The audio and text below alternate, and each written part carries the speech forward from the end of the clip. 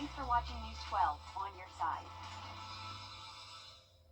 Parker's Kitchen is my new daily coffee stop. Gourmet beans are freshly ground for every cup. Get your own cup of great tasting, freshly brewed coffee at Parker's Kitchen.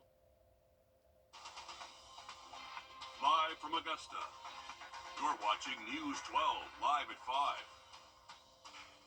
We're seeing some rainy weather and cold temperatures today across our area. And 4 years into a project in Columbia County, we have another update from officials. Good evening. I'm Meredith Anderson. We'll get right into your first alert weather, where winter definitely feels like it is here to stay. Riley, how long can we expect this cold and rain to stick around? For the next couple of days, Meredith, at least through Friday, we're looking at well below average temperatures. So right now, we're anywhere from the upper 30s. Now, for my friends at Rooms to Go. This is not you. It's not me. Real people, real problems, real life solutions. Investigate TV Plus. Thanks for watching News 12 on your side. Parker's Kitchen is my new daily coffee stop. Gourmet beans are freshly ground for every cup. Get your own cup of great tasting, freshly brewed coffee at Parker's Kitchen. Live from Augusta, you're watching News 12 live at 5. We're seeing some rainy weather and cold temperatures today across our area. And 4 years into a project in Columbia County, we have another update from officials. Good evening. I'm Meredith Anderson. We'll get right into your first alert weather, where winter definitely feels like it is here to stay. Riley, how long can we expect this cold and rain to stick around? For the next couple of days, Meredith, at least through Friday, we're looking at well below average temperatures. So 10 minutes. All right. Thanks for that, Riley. For the last 4 years, Fury's Ferry in Columbia County has caused traffic delays and headaches. And with disasters like Hurricane Helene extending the construction timeline there, officials, well, they're trying to wrap things up. With continued growth in Columbia County, the traffic delays, well, they're not seeing much relief at all, or any, until the project is done. Your Hallie Turner is live at 5 at Fury's Ferry Road right now. And Hallie, what did they have to say when you talked to officials about this very busy road? Yeah, Mayor. Well, rain or shine, leaders say Fury's Ferry Road sees more than 19,000 cars a day. It's just now 5 o'clock, so you're starting to see peak traffic hour come into play. And that's because the population's growing in Columbia County. And leaders say that means the roads have to grow too if they want to stay ahead of the game. Now, some neighbors tell me when it comes to traffic, the last 4 years have been nothing but chaos. And county engineering says they don't disagree. Columbia County Engineering Services Director Kyle Titus says Mother Nature isn't always on their side, but projects this size take time and patience. And they want you to know that they're 90% of the way done with the utility relocation and 50% of the way done with the road work. And that means that they're just a little bit closer to the finish line. But it all comes down to staying on top of that growth.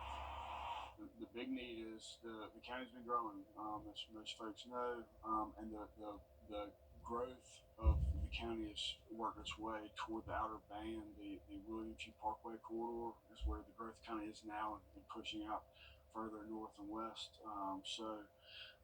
Serving those folks headed to Harding McManus Road, which of course turns into William G. That's making sure that we have enough capacity on these roadways to serve our growing population has been the need, and it's going to pay off well. Now, coming up all new tonight on News 12 at 6 o'clock, we're giving you a closer look at when these orange barrels will be out of here. And a lot of people will be happy about that. I know a lot of us get stuck in that traffic quite often. Thanks, Hallie. A man is charged with cruelty to children in the first degree tonight after allegedly hitting a juvenile.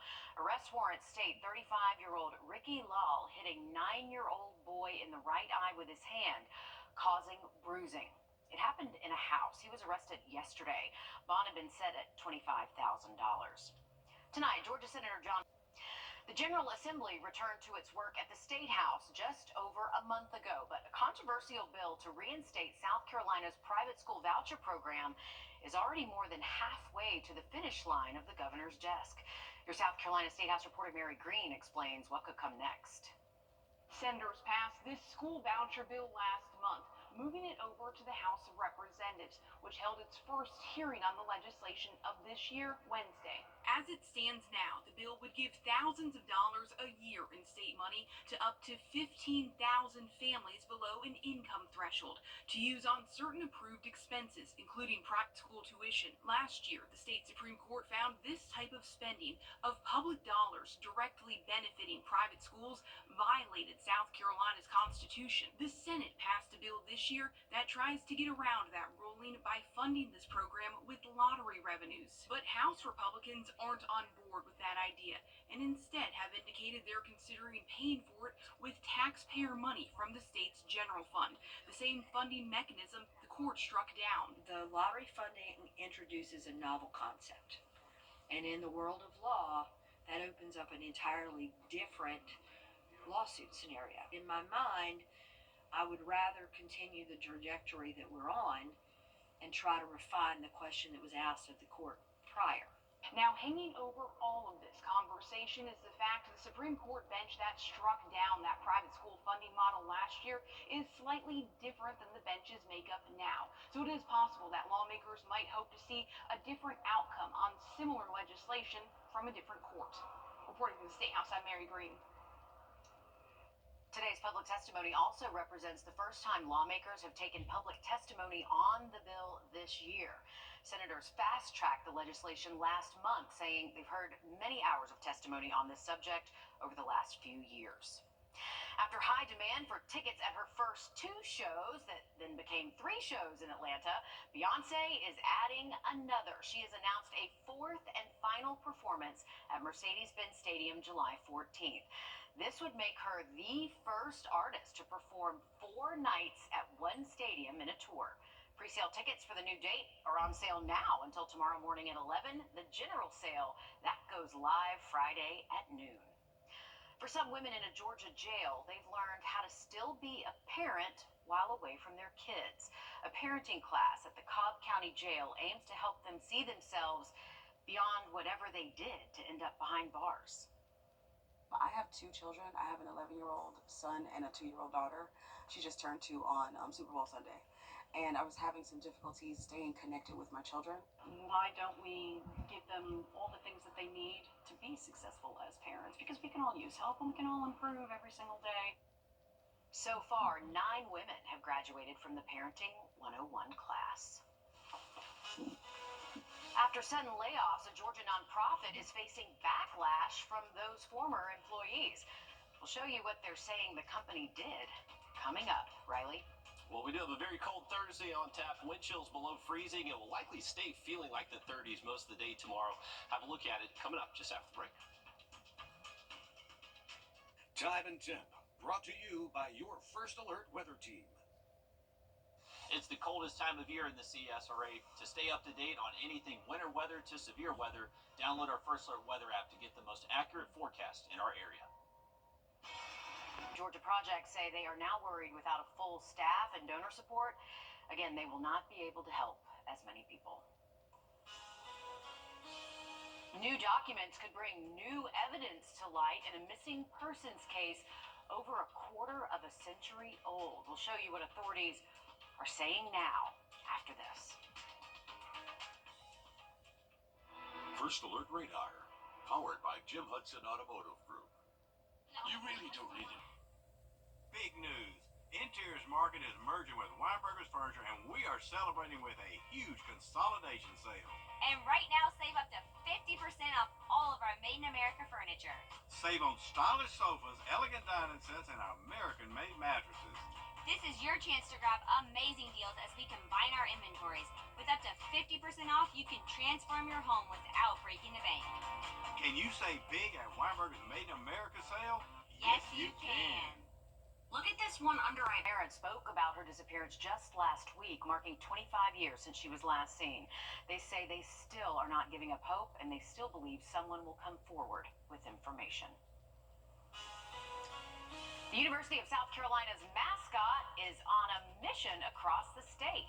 We'll show you what he's trying to accomplish coming up. Riley? Well, we have a very cold outlook heading into tomorrow. High temps only in the mid and upper 40s. It's going to be a chilly day as well as pretty breezy. Another quick look at the forecast just after the break. Foundation damage.com.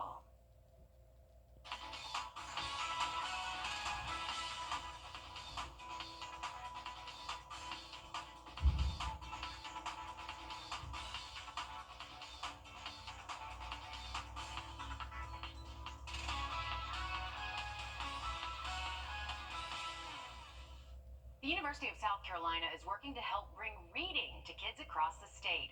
Cocky's Reading Express, led by, of course, the school's mascot, aims to give away 20,000 books to students in South Carolina. At one school, USC students read to kids using slideshows and other interactive activities and gave each student a book to take home. That's pretty cool, although I wonder if they went home to any of their parents who were big Clemson fans and said, guess what? Yeah, not everyone's favorite mascot, but always cool whenever you get some attention like that. Oh, of course. And I think we have Read Across America Day coming up in March, I believe, so a little bit, just a couple weeks away. So always a good initiative. Need to get those kids reading as early as possible. Glad Cocky is helping out with that. Here's a look over Clarksville Lake from our Thurman Dam. 10 minutes. All right, thanks for that, Riley. Aikens Vermont Club is now working to upgrade its historic building. This is a 180 from where we were last year, with the club looking to sell all 5 acres. Oh yeah, after members denied the sale last year, their focus is now on making this community pillar better than ever now. The plan was to sell the club to Tiffany and Tiffany LLC. Some of the future plans included indoor golf simulators, courts for pickleball and paddle, plus a building for food and beverage. Now they're shifting their focus to renovations and repairs. They received a grant from the Historic Preservation State Grant Fund in the fall. One of their main buildings suffered from a fire in 2023. They say the grant will help with those repairs as well as other upgrades. So our pool has a beautiful new surface. We have 6 tennis courts here, and we have one that's been recently resurfaced, and we're working on resurfacing more of those tennis courts. Our most exciting thing is that we're having so much fun socially together. There's a great group of people that are really getting on the ball with planning events for our club, planning events for our members so that we can enjoy. And we spoke with a member who says the club holds some special memories. Hear what she had to say about the club's future, coming up all new on News 12 at 6 o'clock. A Georgia mother is suing her fertility clinic after she says her IVF experience turned into a nightmare. This happened in Savannah back in 2023, where she claims staff transferred her the wrong embryo, leading her to give birth to a baby she was not biologically related to.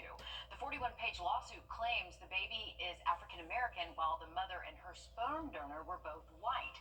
After a 5-month custody battle, the mother was forced to give her baby to his biological parents. Her lawyer says they are still trying to figure out how this happened and pointed to what he calls a lack of regulation. They destroyed my life.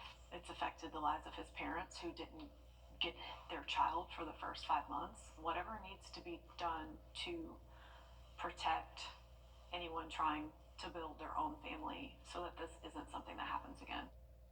The IVF company, Coastal Fertility Specialists, released a statement saying they deeply regret the distress caused by this, quote, unprecedented error that resulted in an embryo transfer mix-up.